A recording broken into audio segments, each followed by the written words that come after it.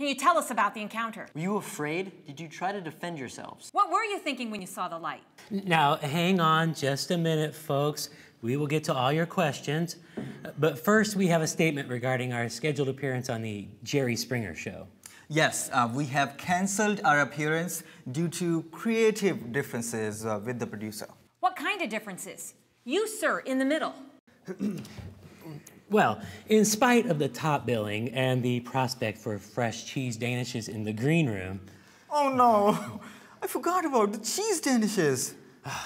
In spite of Jerry's gracious invitation and a large national audience... Can't we still get the danishes? I love cheese danishes.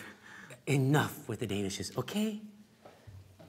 Anyway, the bottom line is we are simply unwilling to reenact our encounter with Hulk Hogan playing the part of the angel and Snoop Dogg rapping the heavenly host. You there, can you try and give us some background information on the incident? Well, we've never really had a chance to talk much about that night. You see, in our line of business, public speaking opportunities are pretty rare. Very rare, like showers. Yes. And toilet paper. Okay, I think we get it. Hey, if you're so keen on talking, why don't you just go on then?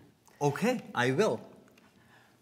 Well, the first thing you have to understand is that although our vocation was once held in high esteem, our current social status is barely above that of a thief or a beggar.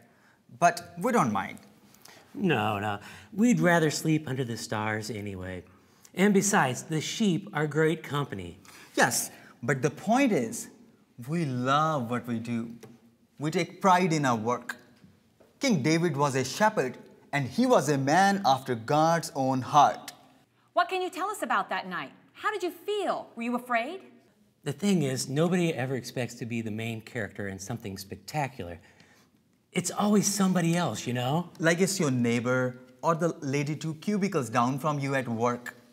They win the lottery, or they end up living next to a serial killer. Not you. Not us. Until that night. On that night, the ordinary became extraordinary. The night sky full of stars and constellations that we knew like the back of our hand. Well, on that night, it became a sky full of possibilities for the first time in our lives. We knew what we were. We knew how people looked down on us, laughed at us, held their noses when they passed us in the village.